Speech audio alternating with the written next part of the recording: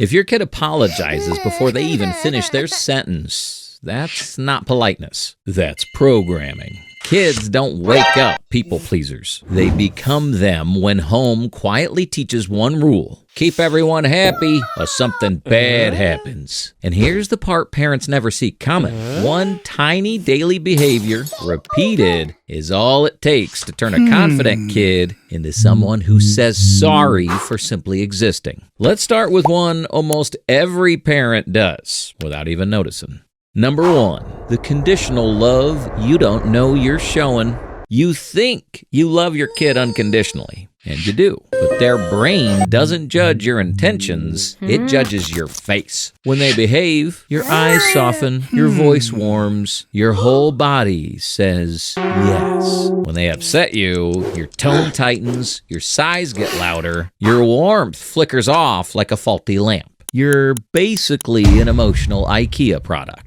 To you, it's a sigh. To them, it's a weather alert. Storm incoming. Adjust behavior. Harvard attachment research shows kids can read approval and disappointment in milliseconds. Your kid's been studying your microexpressions since birth. Kids decode your face faster than airport facial recognition. So, they learn the rule no parent means to teach. Make people happy means get love. Disappoint them means lose it. That becomes their operating system, not because you don't love them, but because your reactions accidentally teach them that love is earned. And kids who grow up earning love, they grow into teens and adults who apologize for taking up space, say yes when they mean no, and treat every boundary like a potential abandonment. Number 2, the praise for compliance trap.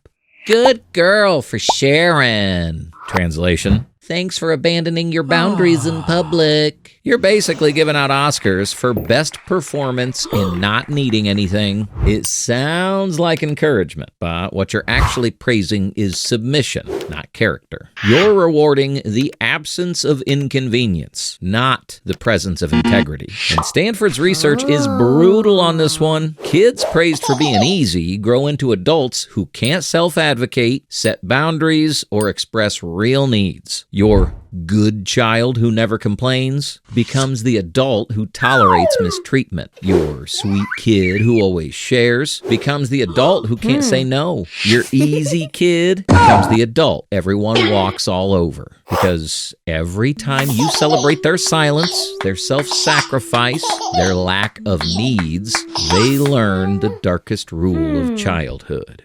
Being good means causing zero friction, even when it hurts them. You think you're raising kindness, you're actually raising a child who believes their needs are a burden, and the safest version of themselves is the one that barely makes a ripple. Compliance looks cute at age 6, but at 26, it becomes, sure, I can work late again. I don't mind, while their soul evaporates. Quick Sticko favor. Apparently, 97% who watch Sticko still haven't subscribed, which means even my audience is people-pleasing YouTube by refusing to click the button. Break the cycle. Hit subscribe. It won't cry. I promise. Number 3, the emotional labor training program.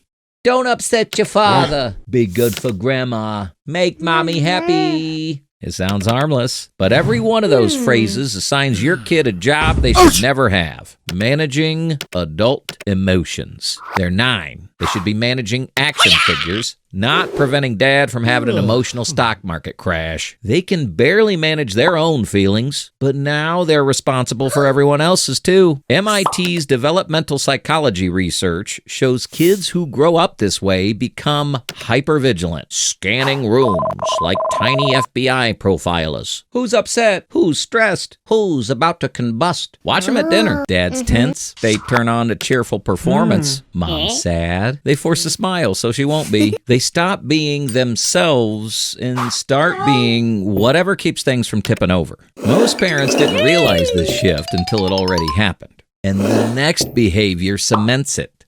Number 4, the guilt as discipline trap.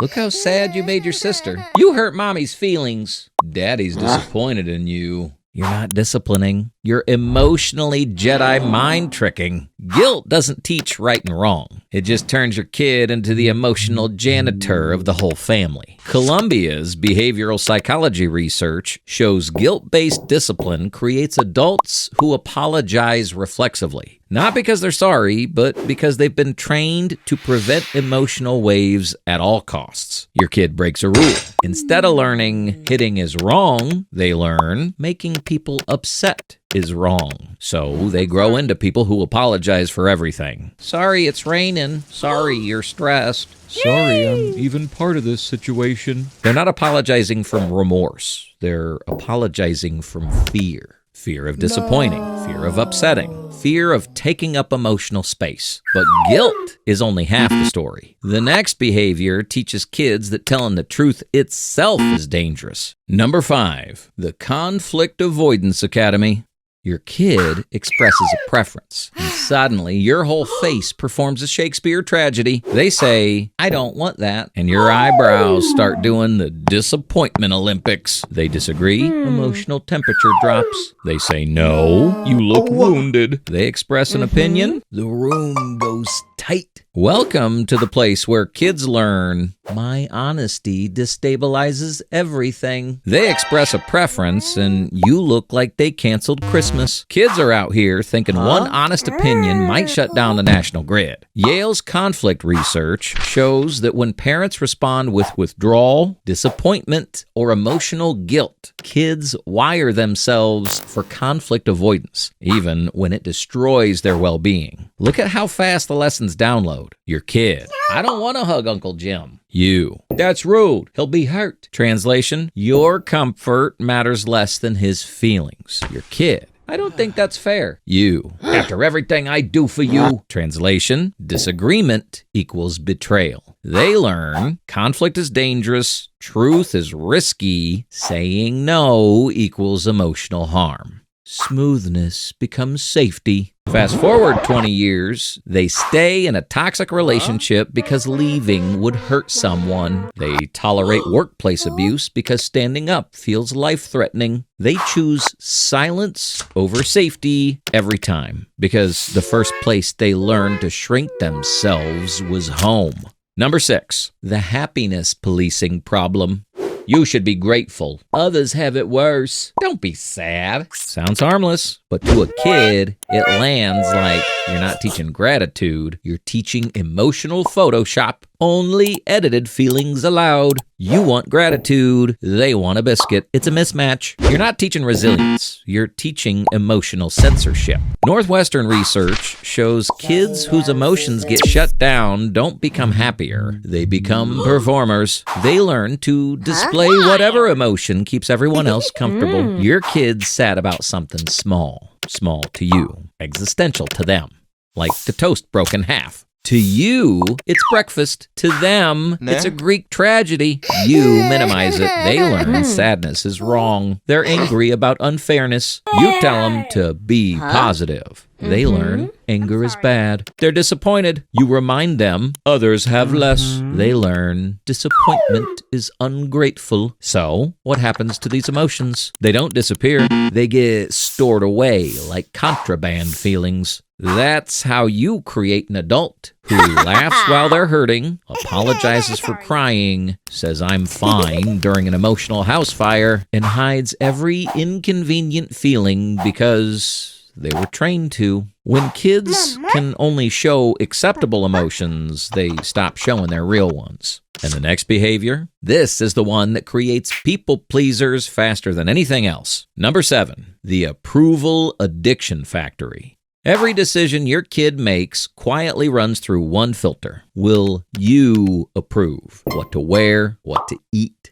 who to play with, how to do their hair. They check your face like it's Google Maps. Recalculating, rerouting. What should I wear? Whatever you think's best. But what do you think? You think you're being supportive, but you're training them to second-guess their instincts before they even speak. Berkeley's autonomy research is brutal here. Kids who don't get practice choosing become adults who need permission to exist. Your kid starts outsourcing every preference. Every opinion becomes a poll. They need a committee meeting just to decide between 2 cereal boxes. In the adult version, they date people others approve of, pick careers that look impressive but feel hollow, ask 5 friends whether their text reply sounds okay, live lives curated for applause instead of meaning. When approval becomes their oxygen, authenticity becomes impossible. Letting them choose isn't risky. It's the antidote to a lifetime of second guessing.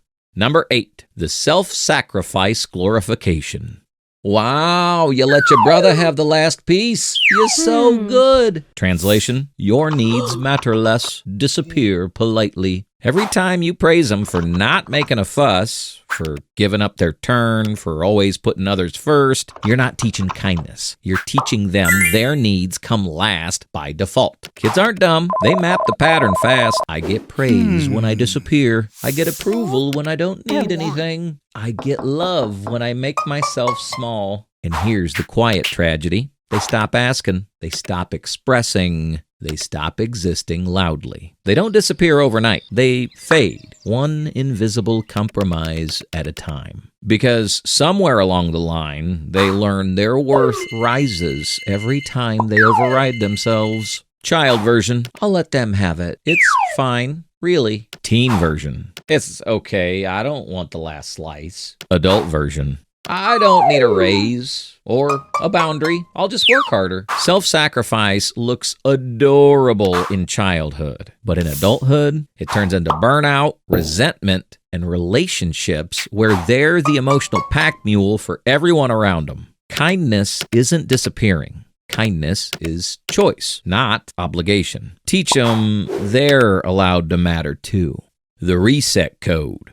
Here's the hope. People-pleasing is learned, so it can be unlearned. And the reset is shockingly simple, but only if you know what to say in the exact moment it happens. And it starts the second you change your responses. Back their real self. Don't like it? Good. Say it. Don't want to hug? Your body, your choice. Don't agree? Tell me more. Feeling upset? Makes sense. Each moment rewrites the message. Your needs count. Period. People pleasers weren't born.